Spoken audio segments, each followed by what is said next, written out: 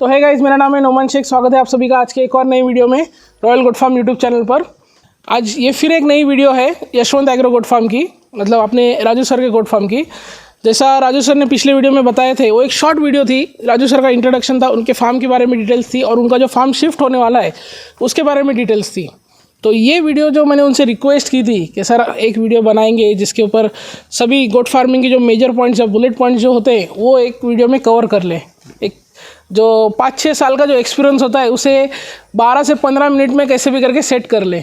और अभी वो वीडियो अभी फ़िलहाल हम बना रहे हैं, तो ये वीडियो हो सकता है 2 या 3 पार्ट में डिवाइडेड हो।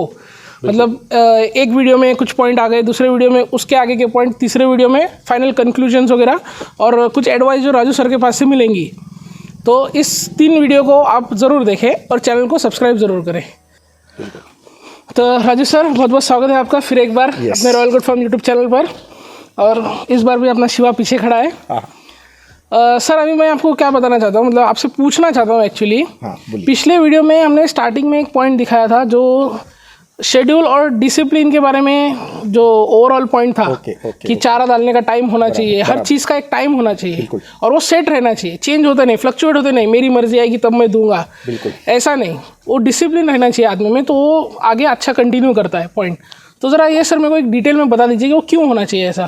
पहले तो हमें समझना चाहिए कि बकरी या बकरा जो भी है ये घास फूस यानी पेड़ पौधों का पत्ता, चारा खाने, हरा चारा, घास, तरह तरह की जहाँ पे जो वनस्पतियाँ हैं उनके पत्ते, तो ये चारा खाने वाली पूरी तरीके से वेजिटेरियन जानवर है। और जैसे गाय भैंसों में तो लोगों को मालूम है कि वो चारा पहले फटाफट खा लेती है और बाद में उसको दिन भर चबाते बैठती है, जिसको हम लोग मराठी में रवंत करने म्हणतो। हाँ, मतलब रवत करते हैं, पचाते हो, बार बार निकाल कर से बाहर निकालते हैं, चबाते हैं, वापस अंदर लेते हैं। तो ये जो प्रोसेस है, तो हमें समझना चाहिए कि इनकी जो एक्चुअल नेचुरल लाइफस्टाइल है, नेचुरल चारा खाने की इनकी जो पद्धति है, उसमें ये जंगली जानवरों से या जो शिकारी जानवर होते हैं, जैसे शेर हो गया या शेर, चीता, लायन जो भी है, जो भी इनका शिकार करते हैं, ये चरने वाले या घास फूस खाने वाले हरिन प्रजाति जैसे ये जानवर है। और जंगली जो शेर जैसे जो शिकारी जानवर है, उनसे बचने के लिए ये खाने की इनके जो समय होता है वो अर्ली मॉर्निंग या हम लोग जो शाम का जो ड्वेलिंग टाइम बोलते हैं, संध्या समय, जहाँ पे सूर्यास्त हो जाने के बाद भी जो थोड़ी लाइट उजाला रहता है वो, तो ये 2 टाइम में लोग ज़्यादा से ज़्यादा चारा खा लेते हैं और फिर कहीं छुप के बैठ के उसको चबाते बैठते हैं। ओके।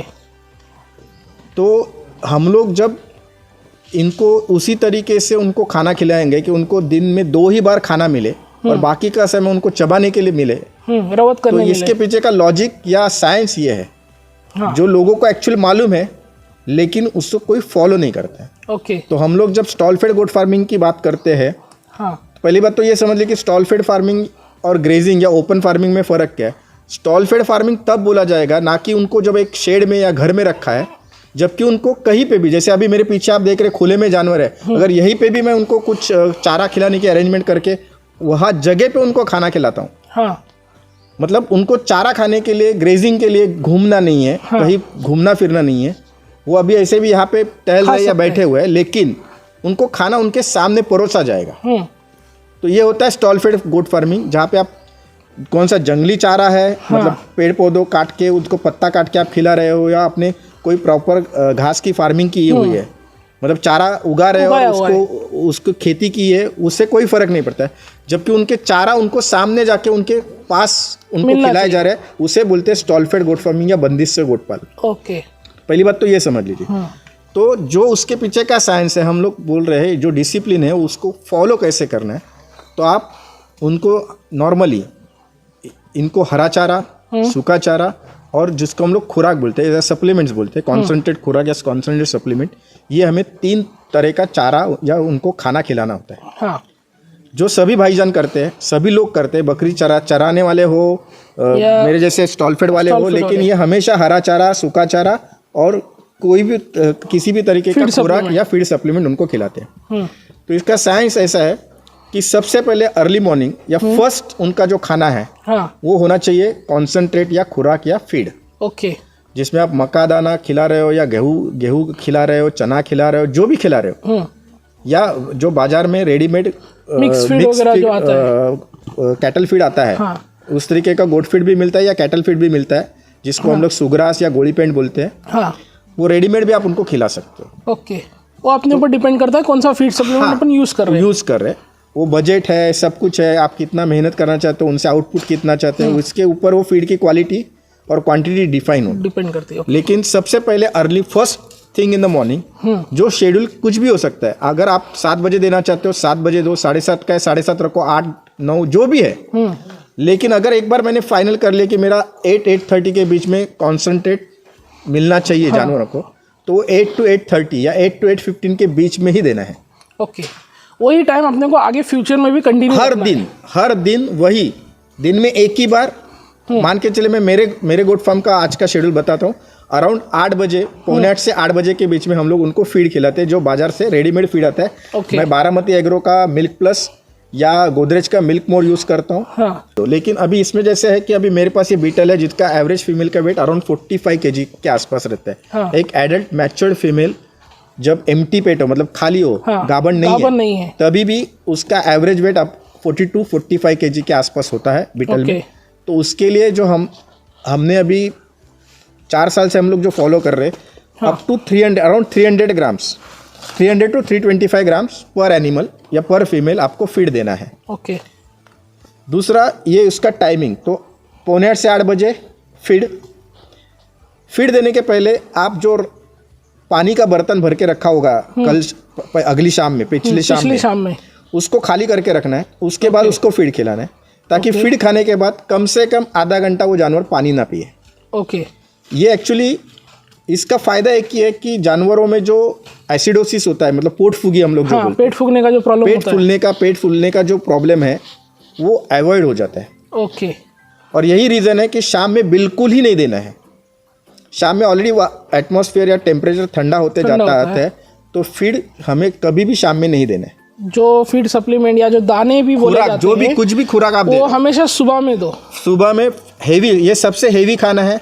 जो सबसे एम्प्टी पेट उसको जाना चाहिए, उसका खाली पेट है, जब उसको सबसे ज़्यादा भूख लगी है तब उसको पहले ये देना है। ओके, अभी जैसे आपने देखा कि मेरा सेटअप है जो अभी फ्लोर पे, जहाँ पे मेरी साफ सफाई में हमारा काफ़ी समय जाता है, तो हम लोग नॉर्मली फीड देने के बाद पूरी सफाई कर लेते हैं, जिसमें हमारा आराम से 1 घंटा चला जाता है। ओके, तो लगभग 9 से 9:30 के बीच में हम लोग फिर उसको हरा चारा देते हैं, मुर्घास, जो पिछली वीडियो में हमने देखा। बिल्कुल।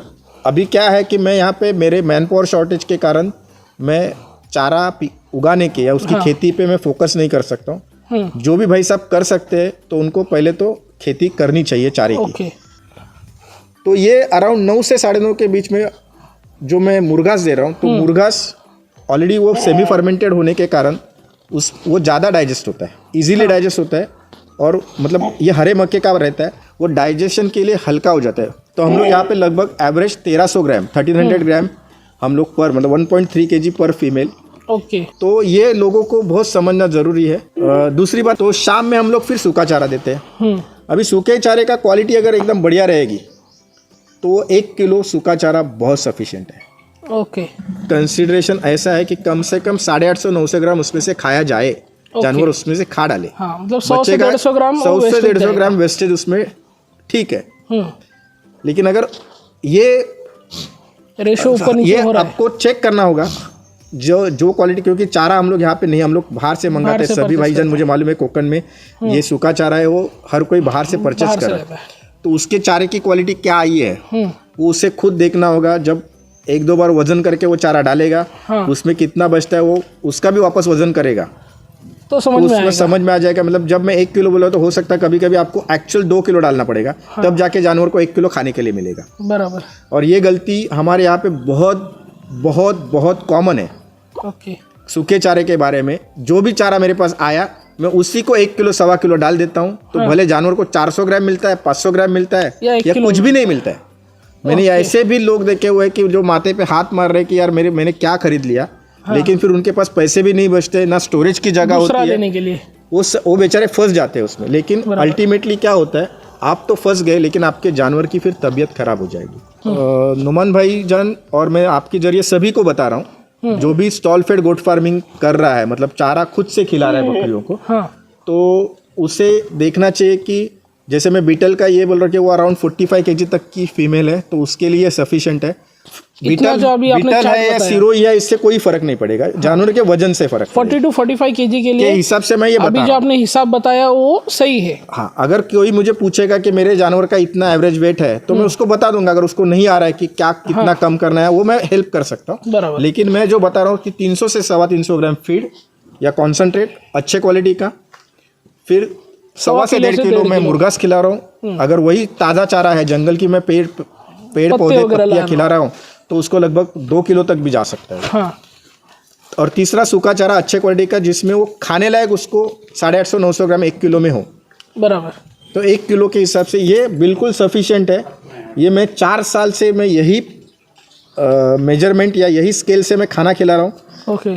तो खिलाने के शेड्यूल के ऊपर मैं अभी आपको कुछ एक बहुत ही बढ़िया चीज़ बताता हूँ। बोलो सर।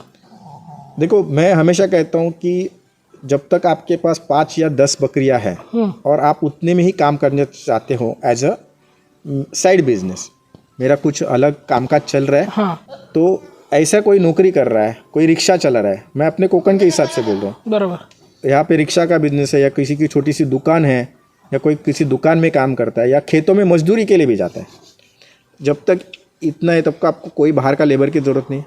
आप सवेरे 1 घंटा काम करो, उतना वो छोटे साइज़ का गोटा आपका 10 से 15 मिनट में सफाई हो जाएगी झाड़ू से। जैसे मान लो सफाई कर दो, फीड डालो, फीड के बाद आधा घंटा इंश्योर करो कि पानी नहीं मिलता है, आधे घंटे के बाद पानी भी रखो और साथ में हरा चारा डाल के अपने काम पे निकल जाओ। फिर शाम में आप मान के चलिए 6:30 बजे भी रिटर्न आते हो, 7 बजे भी आते हो, तो उसके बाद का ही शेड्यूल रखो। हाँ, वो 4 बजे का 3 बजे का दोपहर का रखने का कोई ज़रूरत नहीं है। जब मैं फ्री रहूंगा वो शेड्यूल लेकिन वो फिक्स करो, वो फिक्स। ओके। आज 6 बजे, कल 7 बजे नहीं। आप अगर रेगुलरली 6:30 बजे 7 बजे घर पे वापस, जैसे खेत में मजदूरी करने वाला बंदा 6-5 बजे फ्री होता है, तो 6-6 बजे वो घर पे आ ही जाता है। उसने खुद का चाय पानी ले लिया, 6:30 बजे गोठे में गया, शेड में गया, क्या करना है, वापस झाड़ू लगाना है, सूखा चारा डालना है, बाहर आना है, पानी अगर ख़त्म हुआ रहेगा तो भर दो, बराबर। आप बोलोगे फिर दिन भर में जानवर को अगर कुछ हो गया तो मेरे को पता कैसे चलेगा, क्या होगा? तो देखो भाई, जब आप 2 टाइम ही खाना डालोगे ना, तो आप देखोगे, आप ऑब्जर्व करोगे कि आपके जानवर है ना खाने पे टूट पड़ते हैं। जब टाइमिंग उनका होता है, फिक्स होता है, तो हाँ, अगर उसका फिक्स टाइमिंग हो गया ना, क्योंकि उसको मालूम है ये अगर ख़त्म हो गया, अभी मैंने नहीं खाया, हाँ, तो बाद में मिलने नहीं वाला, जल्दी नहीं मिलेगा, मिलेगा ही नहीं। हाँ। नेक्स्ट डे नेक्स्ट शेड्यूल पे मिलेगा। दूसरी बात, उसको चबाने के लिए बहुत टाइम है उसके पास, 2 खाने के बीच में। देखिए, कोई भी जानवर या इंसान भी अगर बीमार हो जाता है ना, तो ऐसे नहीं होता है कि मतलब वो हार्ट अटैक में होता है कि अभी था अभी गया। हाँ। बट अदरवाइज हम लोग जब नॉर्मल बीमारियों की बात करते हैं ना, तो बोलते हैं मुझे कुछ तो हो रहा है, अच्छा नहीं महसूस कर रहा हूँ, भूख नहीं है, लो लग रहा है, और वो पहली रिएक्शन क्या आती है मालूम है? मेरे को भूख नहीं है, मेरे को खाने का मन नहीं हो रहा है। ओके। तो ये जानवरों के लिए भी अप्लाई होता है। अच्छा, तो मतलब आपके जो जानवर खाने पे टूट पड़ते हैं, वो जानवर खाना नहीं खा रहा है। हाँ, एक कोई तो या 2 कोई तो खाना नहीं खा रहे। हाँ, या मतलब आई नहीं, भाग के आए ही नहीं खाने की तरफ, तो आप समझ जाओ कि इसको मेरे को देखने की ज़रूरत है उसका। फिर उसका टेम्परेचर चेक करो, पहली बात तो। या अगर आप एक्सपर्ट नहीं हो, आपको डॉक्टर को बुलाएं तो डॉक्टर को बुलाओ। तो इसमें देखो, आपने मैं सवेरे नोटिस किया था कि सवेरे ने तो सब ने खाया था, शाम में इसने नहीं खाया। तो ज़्यादा से ज़्यादा हो सकता है सवेरे के खाने के बाद वो कभी तो उसको बीमारी की शुरुआत हुई या बीमार होना चालू हो गया, तो आप डॉक्टर को क्या बोलोगे? डॉक्टर पूछेगा कब से है, बोला सर सवेरे तो खाना खाया था शाम को। लेकिन ये गारंटी के साथ बोल सकते हो, जानवरों में और कुछ देखना नहीं हो, खाना खा रहा है मतलब खत्म हो गई। ओके है, खत्म हो गई बात, बराबर। तो ये मेरे सुबह मुझे 5 मिनट देना है, शाम को 5 मिनट देना है, बराबर। और अगर 8 से 10 या 10-15 ही जानवर है, तो मेरे को बाहर का लेबर की भी ज़रूरत नहीं है। मैं सवेरे 1 घंटा, शाम में आधा पौना घंटा देके पूरा दिन मेरा किसी भी दूसरे काम में लगा सकते हैं। तो अभी जैसे कि राजू सर ने अपने को, जो मेरा पहला सवाल था, शेड्यूल, डिसिप्लिन या फिर जो टाइम मैनेजमेंट जो होता है, वो सर ने उसके बारे में हमें डिटेल बताई कि अपने को कैसे उसको मैनेज करना है। इस पॉइंट के ऊपर ये वीडियो ठीक है। आगे की वीडियो में हमारा दूसरा पॉइंट आगे आएगा, तो अगली वीडियो के लिए आप चैनल को सब्सक्राइब करके रखें।